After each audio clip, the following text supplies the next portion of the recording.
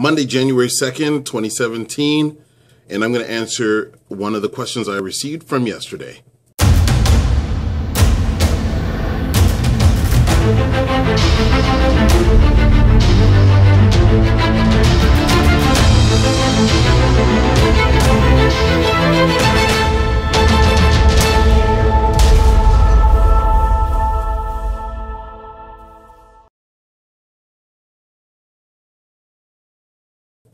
Welcome to the DO Boxing Show. I'm your host, Dameon Okposio. Thanks for tuning in to another episode.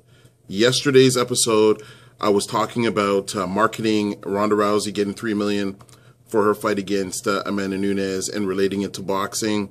I got a question here, and it was a response to the video. The question is from Charles the Professor Wilton. First of all, thank you, Charles, for responding and giving feedback. And your question is building your brand and marketing yourself more important than actual fighting skill in the boxing ring. I'm noticing, okay, so I won't get too in-depth here because I'm not sure if he realized I was going to use this to create a video.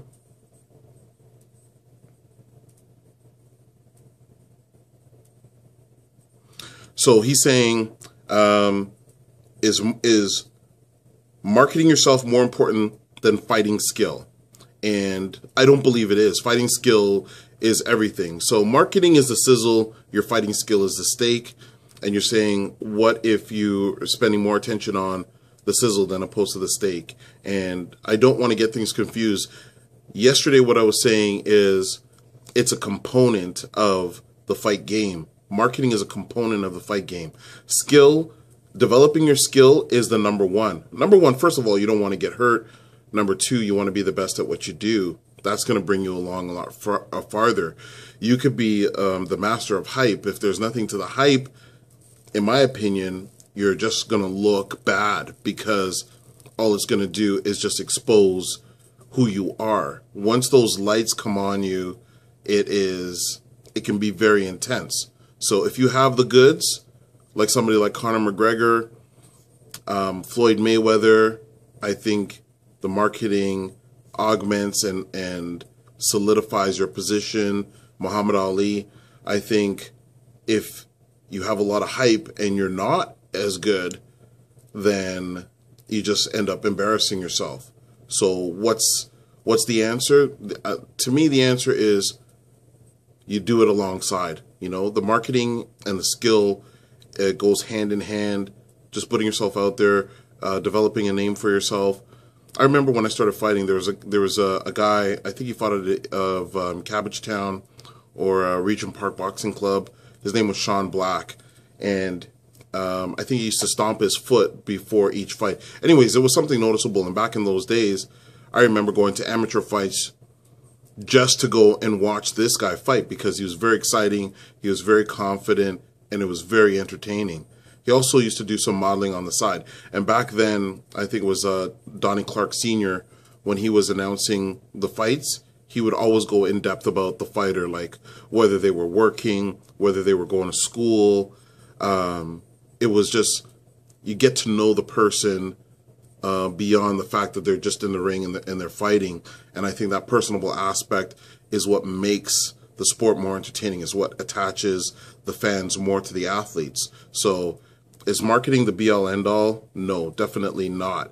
I talk about marketing because that's where I see the lack. So I emphasize it a lot. But I don't think it's more important than the skill. And I think it's something that goes hand in hand with the skill. And it's not something, as I've said in the past, I don't think it's something that a fighter necessarily needs to focus on if he's not good at it. You can always get people that can assist you. There's tons of people out there with great marketing capabilities. There's tons of students out there that are doing amazing work. I tap into a lot of these resources, and sometimes it requires an investment.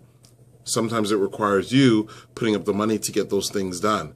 All I'm saying is it's part of the fight game. If you're fighting, and as I've said in the past, that only your mother knows who you are, you're not going to make money in this game.